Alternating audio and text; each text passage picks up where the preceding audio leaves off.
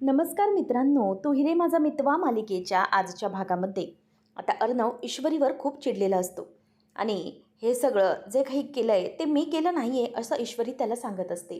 परंतु ईश्वरीवर तो विश्वास ठेवत नाही. ती म्हणते की सर प्लीज माझं ऐकून घ्या, या सगळ्यातलं मी काहीही केलं नाही आहे. तेव्हा मग तो म्हणतो की कोणी केलं मग सांग ना मला, मी खाली जाऊन विचारून आलो आहे. त्यावेळेला मग आता ईश्वरी म्हणते की जर मी असं सांगितलं की मी केलं नाही आहे तर मात्र अंजलीताईंना आणि आजींना सर खूप चिडतील. मग नक्की काय करावं ईश्वरीला काही कळत नसतं. अर्णव म्हणतो की miss Indore, this is the limit. हे करण्याची काय गरज होती? तुझा नेमका प्लॅन काय आहे हां? म्हणजे तुझी आई आणि तू नेमकी दोघेजण काय प्लॅन करताय? म्हणजे हे सगळं करून घरामध्ये एक मूल आणायचं आणि मग मला पूर्णपणे फसवायचं, हे सगळं प्लॅनिंग आहे ना तुमचं? ऑल राईट, आलं आहे आता सगळं माझ्या लक्षात. ईश्वरी म्हणते की सर अहो काय बोलताय का हे तुम्ही? असं काही नाही आहे माझ्या मनामध्ये आणि हे सगळं मी. तेव्हा तो म्हणतो की please please just shut up. मला ना तुझ्याकडून काही ऐकून घ्यायचं नाही आहे.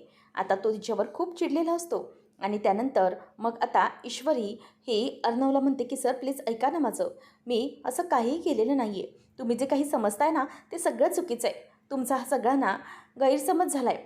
प्लीज तुम्ही समजून घ्या मला. अर्णव म्हणतो की फायनली प्लीज गप्प बस. किती किती तुला समजवायचं? प्लीज जास्त तलमाला तीस तीस तीस तीस बडबड नको आहे. जास्त बोलू नकोस तू, असं म्हणून तो तिला आता समजवत असतो आणि खूप ओरडत असतो. तर बाहेर रूमला अगदी कान दाराला लावून बसलेले असतात वल्लरी आणि राकेश. दोघंही अगदी त्या भांडणाची मजा घेण्याचा प्रयत्न करत असतात, पण त्यांना काही ऐकू येत नसतं. ईश्वरी म्हणते की सर प्लीज प्लीज माझं समजून घ्या. तुम्हाला वाटतंय ना तसं काही मी आणि आई करत नाही आहोत. तुम्हाला असं करण्याचा विचारच कसा येईल सर? तेव्हा तो म्हणतो की हेच हेच तर मला वाटतं ना की नक्की हे सगळं काय आहे. मिस इंदौर बस झालं आता. आता ना मी हे सगळं सहन करू शकत नाही आहे. हे माझ्या लिमिटच्या पलीकडे गेलेलं आहे. ओके, त्याच्यामुळे जर पुन्हा असं काही केलंच ना तर बघ तुम्ही काय करेन ते. हे मूल आणि हे सगळं या गोष्टी नको आहेत मला, समजलं? खरं तर हे सगळं नातंच आता नको झालं आहे मला, असं ईश्वरीला तो बोलून दाखवतो. त्यामुळे तिला खूप वाईट वाटतं. आता अर्णव हे सगळं बोलल्यामुळे तिच्या पायाखालची जमीन हादरून गेलेली असते. या सगळ्या गोष्टीमुळे इतकं सगळं घडतंय हे तिच्या कल्पनेच्या अगदी पलीकडचं असतं. अर्णव आता तिथे असलेले फोटोज वगैरे सगळं काही फाडण्याचा प्रयत्न करत असतो आणि ईश्वरी तिथेच गप्प बसलेली असते आणि मामी म्हणत असते की आतमध्ये काय चाललंय ना काहीच कळत नाही आहे. फक्त एवढंच आहे, काय बोलतात ते ऐकायला येत नाही, परंतु दोघांचा एकमेकांवर ओरडण्याचा आवाज तर येत आहे. म्हणजे यांचं अगदी जोराचं भांडण सुरू आहे, असं वल्लरी मामी राकेशला सांगत असते आणि दोघंजणही खूप खुश असतात. आता त्यावर राकेश म्हणत असतो की वा चला, म्हणजे एकच नंबर काम झालं. आता हा अर्णव इंदोरी जिलेबीला काही आपलंसं करणार नाही. म्हणजे इंदोरी जिलेबी एकटी पडेल. आता अर्णवला इंदोरी जिलेबीची चव चाखायची नाही तर ती शेवटी माझ्याचकडे येणार आणि तिला माझ्याचकडे यावे लागेल, असं राकेश आत्ता बोलत असतो. त्यानंतर मग आता अर्णव हा ईश्वरीवर भयंकर चिडलेला असतो. त्याच्या डोळ्यासमोरही तिला तो उभं करत नसतो आणि ईश्वरीने ते सगळं जे काही तयार केलेलं नसूनही त्या गोष्टी तो अगदी फाडत असतो तिच्यासमोरच रागाने.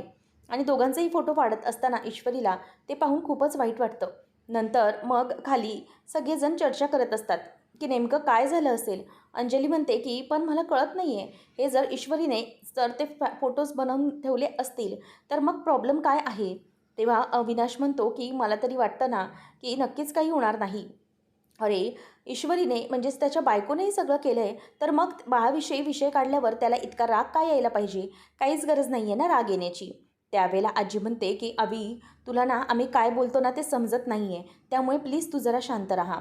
मगाशी बघितलंस ना अंजूने आणि मी ते पोस्टर तयार केलं असं त्याला वाटलं, त्यामुळे कधी नव्हे तो आमच्यावरती किती रागावून आणि ओरडून बोलायला प्रयत्न करत होता. म्हणजेच त्याच्या डोक्यामध्ये ही गोष्ट आवडलेली नसणार आहे. त्याला या सगळ्याचा ना खूप राग आला असेल आणि म्हणूनच तो हे सगळं चिडून वागत होता. पण मला एक गोष्ट कळत नाही आहे, यावर चिडला का असेल तो? त्यावर मग मामा म्हणतो की मलाही तेच वाटतं, या गोष्टीवर चिडण्यासारखं असं काही नव्हतं. त्यावेळेला मग आजी म्हणते की तेच तर आम्हालाही कळत नाही आहे. जर ही गोष्ट इतकी रागाने का घेतली असेल अर्णवने, इतका का राग आला असेल त्याच्या मनामध्ये? म्हणजे जर त्या बिचारी ईश्वरीने हे केलं असेल ना तर मात्र तिला तो खूप बोलेल आणि आपल्याला चिंटूची सवय माहीत आहे. चिंटू हा खूप बोलून दाखवतो. त्याच्या मनातलं जे काही राग असेल तो समोरच्यावर पूर्ण काढून टाकतो. याचीच भीती वाटते की ती बिचारी ईश्वरी ती काय विचार करेल या सगळ्याबाबत. तेव्हा आता अर्णव म्हणतो की बस आता हे खूप झालं, इथून पुढे असं करण्याचा विचार पण आणायचा नाही, समजलं? आणि इथून पुढे तू जे काही करशील ना ते सगळं नीट करायचं. तर ते दोघंजणही खाली तिथून पळून जातात आणि अर्णव हा बाहेर पडलेला असतो. ईश्वरी ही अर्णव गेल्यानंतर बिचारी खूप रडू लागते. समोर तिचे आणि अर्णवचे फोटो आणि बाळाचे फोटो असतात. ते पाहून तिला खूप असं वाईट वाटत असतं. तेवढ्यात तो खाली आल्याबरोबर आजी विचारते की चिंटू काय झालं रे? तेव्हा तो आल्यावर तो म्हणतो की व्हॉट, कुठे काय झालं आहे? मग आजी विचारते आणि अंजली पण की तू ईश्वरीवर रागावलास का? म्हणजे तिला तू काही उलटसुलट बोललायस का सांग. तेव्हा मग तो म्हणतो की नो, असं काही झालेलं नाही आहे. मी तिला असं काही उलटसुलट वगैरे बोललेलो नाही आहे. त्यानंतर मग आता अंजली म्हणते की खरं खरं सांग चिंटू, तू मगाशी ज्या वाक्याप्रमाणे आमच्याशी बोलायला आलास ना, तेव्हाच मी समजून गेले की नक्कीच काहीतरी गडबड आहे. सांग काय आहे प्रॉब्लेम? त्यावेळेला मग आता तो म्हणतो की काहीच काहीच प्रॉब्लेम नाही आहे. त्याचबरोबर आता इथे ईश्वरी ही खाली आलेली असते आणि ती पण समोर उभी असते. तिचा चेहराही पडलेला असतो. अर्णव म्हणतो की हे बघा, मी तुम्हा सगळ्यांना आता एकच गोष्ट क्लिअर करतो. ते म्हणजे की या सगळ्या गोष्टींवरती आपण बोलणं या चर्चा सगळ्या थांबवूयात. तेव्हा आजी म्हणते की पण मला कळत नाही आहे चिंटू, अरे तुमचं लग्न झालं आहे, तुम्ही दोघं एकमेकांबरोबर आहात, तर मग हा बाळाचा विषय काढला तर तुला इतकी राग कशाला यायला पाहिजे सांग मला. तेव्हा ईश्वरी गप्प असते आणि ईश्वरीवर तू चिडलास का असं सगळं आता आजी विचारत असते. त्यावेळेला तो म्हणतो की नो, मी काही तिच्याशी रागावून बोललेलो नाही आहे. इनफॅक्ट मी तिला समजवलं आहे आणि ती पण समजली आहे. त्यामुळे तिच्यावर मी अजिबातच काही ओरडून वगैरे बोललेलो नाही. तेव्हा मग आता ईश्वरी बाजूला आलेली असते. तेव्हा तो तिचा हात धरतो आणि तिला हात धरून तो पुढे आणतो आणि म्हणतो की सी, वी आर टुगेदर, परंतु बाळाचा जो काही विचार आहे ना तो इतक्यात आम्हाला करायचा नाही आहे. आता ईश्वरी पण अर्णवकडे बघत राहते, कारण सगळ्यांसमोर अर्णवने तिच्या हातात हात धरलेला असतो. आणि मग तो म्हणतो की ओके, तुम्हाला समजलं आहे सगळ्यांना, मी इतक्यात काही विचार केलेला नाही आहे आणि म्हणूनच आता आमचं सगळं कुठे सुरक्षित होत आहे, व्यवस्थित होत आहे आणि त्यामध्येच हा विचार नको. आता लग्नाला काही महिनेच झाले आहेत, त्यामुळे आम्ही या बाबतीत इतक्यात विचार करू शकत नाही आहे आणि त्या बाबतीत प्लीज प्रायव्हसी दिली आणि हा विषय चर्चेचा नाही बनवला तर खरंच खूप बरं होईल. म्हणजे कसं आहे ना, किती काही झालं तरीही या गोष्टींचा आम्ही विचार करू, पण आम्हाला थोडा वेळ हवा आहे, इतकंच आम्ही ठरवलं आहे बस, बाकी काही नाही. म्हणजे या सगळ्या गोष्टींना अगदी विचार करून वेळ घेऊन केल्या पाहिजेत आणि तेच आम्हाला करायचं आहे. म्हणूनच आम्हाला लगेचच हा विषय नको आणि हा विषय घरातही सारखा सारखा काढला जाऊ नये, इतकंच मला वाटतं. त्यावर मग आमच्या दोघांचं हेच मत आहे. हे ऐकल्यानंतर अवी म्हणतो की हो, अगदी बरोबर आहे अर्णवचं. म्हणजे ते दोघं नवरा बायको आहेत आणि तो त्यांचा आपापसातला प्रश्न आहे की बाळाचा विचार कधी करायचा आणि कधी नाही करायचा. त्यामुळे आपण कुठल्याही बाबतीत त्यांना कधीही फोर्स करता कामा नये. समजलं चिंटू, तुझं म्हणणं अगदी बरोबर आहे, असं तो म्हणतो. तेव्हा मग अंजली म्हणते की बरं ठीक आहे, आम्ही या बाबतीत तुम्हाला कधीही फोर्स करणार नाही. पण खरी गोष्ट आहे का चिंटू, हे सगळं कोणी केलं होतं? हे सगळं ईश्वरीने केलं होतं का? तेव्हा मग आता लगेचच ती म्हणते की हो ॲक्च्युली ताई. मग ती ही गप्प बसलेली असते. मग त्यानंतर लगेचच अंजली म्हणते की मला सांग ईश्वरी, हे सगळं चिंटू तुझ्याशी शांतपणे बोललाय का? आणि तुझंही या बाबतीत हेच मत आहे का? हेच मला जाणून घ्यायचं होतं. नक्की तुझंही हेच मत आहे याच्या बाबतीत? चिंटू तुझ्याशी काहीही रागाने बोलला नाही ना, किंवा तुझ्यावर कोणत्याही प्रकारची मते त्यांनी लादली नाही आहेत ना? तेव्हा ईश्वरी म्हणते की नाही नाही, अजिबात नाही ताई, खरं सांगते मी आणि हा निर्णय आम्ही दोघांनी मिळून घेतलेला आहे. त्यामुळे खरंच अजिबात असा चुकीचा विचार करू नका, सगळं काही व्यवस्थित आहे. अंजली तिला पुन्हा विचारते की सगळं नीट आहे ईश्वरी, काहीच तुमच्यात प्रॉब्लेम नाही आहे ना? तेव्हा मग ईश्वरी म्हणते की नाही ताई, काही प्रॉब्लेम नाही आहे, सगळं व्यवस्थित आहे. आता हे ऐकल्यानंतर ईश्वरीला खूपच वाईट वाटतं. अंजली आणि बाकीचेही निघून जातात. अर्णव पण तिथेच उभा असतो. तो त्या सगळ्या फोटो प्रकरणामुळे खूप हर्ट झालेला असतो. म्हणूनच आता ईश्वरी पुन्हा त्याच्या मागे जाते की सर सर, परंतु तरीही तो ऐकून घेत नाही. तो तिथून आता पुन्हा निघायला बघतो. ईश्वरी विचार करते की मी आता काय करू, अर्णव सरांना कसं समजावू की हे सगळं काय आहे ते. त्याचबरोबर इथे आता अर्णव हा जाऊन गाडीत बसतो आणि ईश्वरीचं नेहमीप्रमाणे तो काहीच ऐकून घेत नाही आणि गाडीत बसल्यानंतर विचार करतो की हे सगळं काय सुरू आहे. म्हणजे घरात सगळेजण आमच्याबद्दल काय विचार करतात. सगळं सुरळीत सुरू होतं, सगळं छान होतं, पण मिस इंदोर, हे तू काय केलंस मध्ये? तुझ्यासारखी मुलगी हे सगळं करू शकेल याच्यावर ना माझा अजूनही विश्वासच बसत नाही आहे. पण डॅमिट, काय करू? हे सगळं सत्य आहे मिस इंदोर. जर तू माझ्यापासून हे लपवून ठेवलं नसतं तर आज गोष्ट वेगळी असती. पण आज हे सगळं घडतंय ते फक्त तुझ्यामुळे. तू हे असं वागली त्यामुळे ह्याचं सगळं झालं. आपलं नातं काही वेगळ्याच वळणावर येऊन पोचलं आहे आता आणि तोही खूप वाईट वाटून घेत असतो. इथे ईश्वरी पण रूममध्ये रडत असते, कारण की जे अर्णवसोबत घडलं त्या बाबतीतला तिचा खूपच त्रास वाढलेला असतो. अर्णव आणि ईश्वरी कसे एकमेकांसोबत पूर्वीला असायचे, दोघं एकमेकांचे मित्र म्हणून सुरुवातीला एकत्र आले, नंतर नवरा बायको म्हणून एकमेकांसोबत लग्न झाल्यानंतर कसे एकमेकांमधली जवळीक वाढत गेली, प्रेमातलं अंतर हे खूप जवळ होत गेलं, हे सगळं आता अर्णव आणि ईश्वरीला आठवतं. तर डेकोरेशन करत असताना ईश्वरी आणि अर्णव एकमेकांच्या अंगावर पडलेले असतात आणि ईश्वरी अर्णवला सावरत असते आणि त्याचप्रमाणे अर्णव देखील ईश्वरीच्या जवळ जाण्याचा प्रयत्न करतो. हे सगळं सगळं त्याला आठवतं. त्यानंतर जेव्हा लावण्याने अर्णवला काहीतरी कॉफी पाजलेली असते, त्यामध्ये अर्णव अगदी वेडा बेहोश होऊन ईश्वरीसोबत असतो आणि या सगळ्या गोष्टी आता त्याला आठवून त्रास होत असतो. ईश्वरीलाही याचा खूप त्रास होत असतो. काय करावं तिला काहीही कळत नसतं. ती फक्त गपचूप या सगळ्या गोष्टी सहन करत असते. काय करू मी अर्णव सर, कसं समजावू तुम्हाला की माझं म्हणणं खरं आहे, खरंच मी काहीही चुकलेलं नाही, हे सगळं तिला आता आठवत असतं. त्यानंतर मग अर्णव हा आईला आणि ईश्वरीला बोल लावतो की जर तुम्ही खरंच खरे असाल तर माझ्यासमोर त्या बाईला आणि जो काही प्रूफ आहे तो घेऊन याल, त्याशिवाय मी तुमच्यावर विश्वास ठेवणार नाही. अर्णवची ती वाक्य आता ईश्वरीला आठवत असतात आणि त्यामुळे ती बिचारी खूपच आता रडत असते. तिला खूप त्रास होत असतो. ती म्हणते की नक्की काय करू मी, आणि त्याचबरोबर तिला आठवतं की अर्णवने तिला उचलून घेतलं होतं. सगळ्या सगळ्या जुन्या आणि चांगल्या आठवणी तिच्यासमोरून आता एक एक करून जात असतात. त्याचबरोबर अर्णवने तिला समजावलेलं की अजिबातच माझ्यात आता इंटरफेअर करायचं नाही माझ्या लाईफमध्ये, आणि हे सगळं तिला आठवून तिला रडायला येत असतं. जे काही घडलं आहे ते फक्त आणि फक्त एक वाईट स्वप्न असंच तिला वाटत असतं. आणि अर्णव पण तिथे त्याच दुःखामध्ये असतो, तोही त्याच त्रासामध्ये असतो. त्यालाही तिच्यापासून वेगळं झाल्याचा खूप त्रास होत असतो, पण काहीही ऑप्शन नसल्यामुळे तो आता गप्प असतो. त्याचबरोबर अर्णवला आठवतं की जेव्हा त्याला फोटोज दिसले होते ईश्वरीच्या आईचे आणि त्याच्या बाबांचे, तेव्हा त्याची काय अवस्था झाली होती. ईश्वरीने हे माझ्यापासून का लपवून ठेवलं याचा स्वतःला तो सारखा सारखा दोष देत असतो आणि ईश्वरीला देखील. म्हणजे मी सिंदूर तू हे का केलं, हे जर तू मला आधी सांगितलं असतं तर, असं म्हणून तो स्वतःचा जीव अगदी त्रासात आणि मेटाकुटीला आणत असतो. ईश्वरी पण किचनमध्ये काम करताना तिचं तिथे बिलकुलच लक्ष नसतं. चहा ठेवायचा असतो, परंतु चहा ठेवत असतानाही ती रिकामी पातेलं ठेवते आणि गॅसही पेटवत नाही.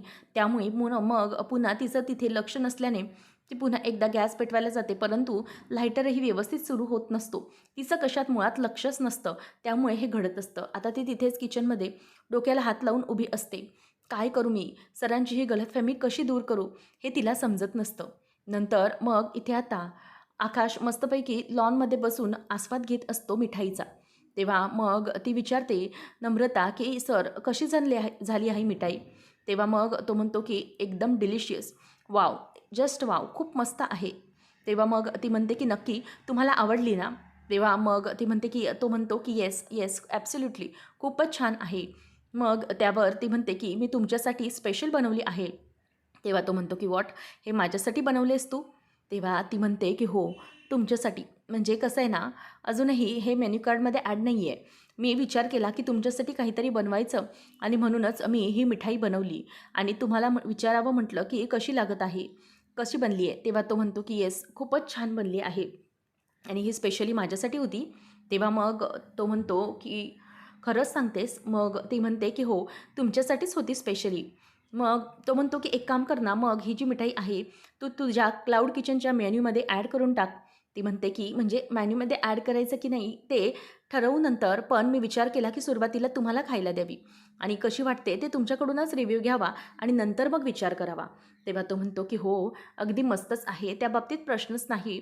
पण मला ना आणखी एक गोष्ट बोलायची आहे, ती म्हणजे की तू आणखी काही विचार करतेस का. तेव्हा तो म्हणतो की ती विचारते की कशाबद्दल बोलताय तुम्ही. मग तो म्हणतो की अगं म्हणजे तू आता मला ही मिठाई दिली, ठीक आहे, मी तुझ्यासाठी स्पेशल आहे म्हणून तू मला ही मिठाई दिली, मी तुझं क्लाउड किचनचं ते कामही केलं, ओके. मग आता आपल्याला आपल्या मैत्रीला आणखी घट्ट टिकवून ठेवलं पाहिजे ना. तेव्हा ती म्हणते की हो. मग तो पुढे म्हणतो की आपली मैत्री तर सगळं काही व्यवस्थितच आहे, सगळं नीट आहे, पण आपल्याला मैत्रीच्या पलीकडचंही नातं जपायला हवं ना. म्हणजे कसं आहे ना की आयुष्यभर मला ही मिठाई खायला अगदी नक्कीच आवडेल मी आयुष्यभर तुझ्या हातची अशी ही नवीन नवीन पदार्थ मिठाई खाऊ शकतो असं काहीतरी केलं पाहिजे. तेव्हा मग ती म्हणायला लागते की मग म्हणजे नक्की काय करायला पाहिजे. तेव्हा तो म्हणतो की येस यू नो इट, मी तुला काय बोलण्याचा प्रयत्न करत आहे ते, म्हणजे नक्कीच तुला काय वाटतं या विषयावर तू मला सांग, म्हणजे मी तसा विचार करेन. तेव्हा मग ती म्हणते की म्हणजे नक्की कशाबद्दल.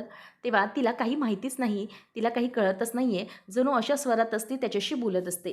त्यावेळेला तो म्हणतो की अरे तुला खरंच कळत नाही आहे का मी नक्की काय बोलण्याचा प्रयत्न करत आहे ते. त्यावेळेला मग तो तिला पुन्हा काहीतरी विचारायला बघतो, म्हणजे नक्की तुला काय वाटतं या विषयावर, तू आयुष्यभर मला असं खायला देऊ शकतेस का. त्याच वेळेला आता ती म्हणते की हॅलो, एक मिनिट, मला ना जरा आईचा कॉल येतोय, क्लाउड किचन बंद करून घरी जायचं आहे, मी नंतर बोलते. असं म्हणून ती फोन कट करून टाकते आणि आकाश आता गालातच हसायला लागतो. त्याला माहीत असतं की नम्रता ही लाजते, त्यामुळे ती पुढे काहीही बोलत नाही आहे. नंतर मग आता इथे ईश्वरी ही बाहेर लॉनच्या आलेली असते आणि अर्णव सर अजूनही आलेले नाहीत. खरं तर ते खूपच चिडून बाहेर निघून गेलेले आहेत. नक्की काय होईल, त्यांना काय वाटेल, याचा विचारच आता ईश्वरीच्या डोक्यामध्ये सुरू असतो. काय करू मी जेणेकरून सगळं काही व्यवस्थित होईल असा विचार सुरू असतो. तेव्हा मग त्यानंतर ती सारख्या बाहेर लॉनमध्येच फेऱ्या मारत असते. अर्णव सर आले, कधी येत आहेत याचीच वाट ती बघत असते. तितक्यातच मागून राकेश येतो आणि तो मागून बघतो की वा, माझी इंदोरी जिलेबी बेचैन असताना पण किती सुंदर दिसते. मला वाटतं की ती वाट बघते तिच्या नवऱ्याची, म्हणजे अर्णव येण्याची. पण तिला कुठे माहिती आहे की अर्णवला आता ती नकोशी आहे म्हणून. तितक्यातच तो मागून आवाज देतो की अरे वा ईश्वरीजी, चक्क आज बाहेर तुम्ही वाट बघताय अर्णवची. तेव्हा मग आता तो तिच्याजवळ येतो आणि म्हणतो की पण ईश्वरीजी, एक गोष्ट लक्षात घ्या, हा जो अर्णव आहे ना, तो तुमची अजिबातच कदर करत नाही. तुम्ही इतकी वाट बघताय परंतु त्याला त्याची काहीही पडलेली नाही आहे. बघितलं कसा तुमच्यावर चिडून निघून गेला तो. म्हणजे ना मला ना या सगळ्याचं खूप ॲक्च्युली वाईट वाटतं. म्हणजे अगोदर वाटायचं की काही झालं तरीही अर्णव हा तुझी काळजी घेणार पण नाही, असं अजिबात मला आता दिसून येत नाही. याउलट अर्णवला तू नको आहेस हे स्पष्ट दिसून येते. काहीतरी घडलंय ना, नक्की ना, अशी काहीतरी गोष्ट घडली जी तुमच्यामध्ये नको घडायला हवी होती, बरोबर ना. तेव्हा मग आता तिच्यावरती हे ऐकल्यानंतर धक्काच तिला बसतो की नेमकं या माणसाला काय माहिती आहे, आमच्याबद्दल काय माहीत पडलं आहे, असं आता ती विचार करत असते. तेव्हा मग ती त्याला अगदी अडून अडून विचारते की काय काय माहीत आहे तुला, मला सांग. तेव्हा मग आता तो म्हणतो की ईश्वरीजी, म्हणजे हे सगळं ऐकल्यानंतर तुम्ही घाबरलात, तुमचे डोळे गरगरले, याचा अर्थ हाच झाला की तुम्ही नक्कीच काहीतरी माझ्यापासून लपवून ठेवण्याचा प्रयत्न करताय. हो ना, बरोबर सांगतोय ना मी. असं बोलून तो आता तिला शांत करत असतो. त्यानंतर मग आता गालातल्या गालातच तो हसतो आणि म्हणतो की बघितलं, माझा अगदी तुक्का बरोबर लागला. नक्कीच काहीतरी झालंय इतक्या लेवलपर्यंत की ते तुमच्या दोघांमधलं कधीही आता बिनसलेलं बरं होणार नाहीये. ईश्वरी म्हणते की तुझं तोंड बंद ठेव, समजलं ना. तुला काहीही माहिती नाही आहे, त्यामुळे उगीचच काहीही बोलायला जाऊ नको. आणि कितीही काही झालं ना तरी अर्णव सर आणि मी, आमच्यातली गलतफहमी नक्कीच दूर होणार आणि आम्ही पुन्हा एकत्र येणार, समजलं. त्यामुळे तुला त्याबद्दल बोलण्याची काहीही गरज नाही. त्यावर राकेश म्हणतो की वा, बघूया तुझ्यामधली आणि तुझ्या त्या अर्णवमधली गलतफहमी कधी दूर होते ते. पण तू काळजी करू नकोस अगं, किती काही झालं ना तरीही अर्णव तुझ्याशी खूप वाईट वागला ना, तरी मी आहे ना तुझ्यासाठी. तुला काळजी करण्याची गरज नाही आहे. अगं, ही मिठी कायमची तुझ्यासाठी ओपन आहे. तेव्हा मग ती त्याची कॉलर धरायला चाललेली असते. तेव्हा तो म्हणतो की ठीक आहे, आज कॉलर धरतेस, उद्या माझ्या याच मिठीत असशील तू. तेव्हा मग तिला त्याचा खूपच असा राग आलेला असतो. तो म्हणतो की काळजी करू नकोस माझी इंदोरी जिलेबी. तो बघ तो बघ, अर्णवचा आवाज आला, म्हणजे अर्णव आला आहे त्याच्या हॉर्नचा आवाज आला. त्यामुळे आता तुला घाबरण्याची काहीच गरज नाही आहे. आणि मी तुला सांगतो आता, अर्णव कुठे गेला असेल माहिती आहे, तो ना डिवोर्स पेपर आणण्यासाठी गेला असेल. एकदा की तुझ्याकडून डिवोर्स घेतला की तो मोकळा झाला ना, म्हणूनच तो हे सगळं करण्यासाठी गेला असेल. बरं ठीक आहे, बघ तो काय करतो, तुला पेपर्सवर सह्या करायला लावतो की नाही ते. मग एक काम कर, जरीही त्याने तुला नकार दिला ना तरीही तुला मी मोकळा आहे, माझ्याकडे येऊ शकते, असं म्हणून तो तिथून निघून जातो. आता पुढच्या भागामध्ये आपण पाहणार आहोत की ईश्वरी, तिला धक्का बसलेला असतो की अर्णवने डिवोर्स पेपर खरंच आणले आहेत का. तेव्हा ईश्वरी ही त्याला विचारते की सर, हे काय आहे, हे सगळं करण्याची तुम्हाला काय जरूरत होती. भांडण तर होतात ना सर, पण इतकं टोकाला जाऊन निर्णय घेण्याची काय गरज होती, सांगा ना मला. तेव्हा आता अर्णव हा तिला म्हणत असतो की मिस इंदोर, काय झालं आहे, तेव्हा मग ती म्हणते की सर हे का केलं तुम्ही प्लीज मला सांगा. अहो आपलं लग्न झालेलं आहे, काही महिनेच झालेत आणि त्यामध्ये तुम्ही तुम्ही हे डिवोर्स पेपर साईन करायला सांगताय मला. तुम्ही हे डिवोर्स पेपर तयार करून आणलेत. का का करू मी हे सगळं? मी अजिबात करणार नाही आहे. तुम्हाला मी डिवोर्स वगैरे अजिबातच देणार नाही, समजलं? कितीही काही झालं तरीही. तेव्हा मग आता अर्णव तिच्याकडे रागाने बघत असतो. ईश्वरी आता आईकडे क्लाउड किचनमध्ये येते आणि म्हणते की आई काहीच ठीक नाही आहे गं, सगळं बिनसलं आहे. अर्णव सर हे ऐकायलाच तयार नाही आहेत. त्यांना किती वेळा सांगूनही. म्हणजे माझा संसार हा असा उद्ध्वस्त होताना दिसतोय. मला खरंच खूप वाईट वाटतं. अर्णव सर ना माझं काही ऐकून घ्यायला तयार नाही. ते याउलट फक्त मला प्रत्येक वेळेला बोलून दाखवत आहेत. काही ना काहीतरी नवीन कारणं निघत आहेत आणि ते प्रत्येक वेळेला चुकीचं घडतं आहे. मी काय करू ना मला समजत नाही. त्यावेळेला मग आता इथे ईश्वरीची आई बोलते की ईश्वरी तू काळजी करू नकोस. तुझ्या संसाराचं सगळं सुरळीत कसं करायचं ना ते मी बघेन. जोपर्यंत आता ते पुरावे गोळा होत नाहीत ना तोपर्यंत काहीच होणार नाही. त्यामुळे अर्णवसमोर मी ठोस असा पुरावा ठेवेन आणि त्याशिवाय मी शांत बसणार नाही.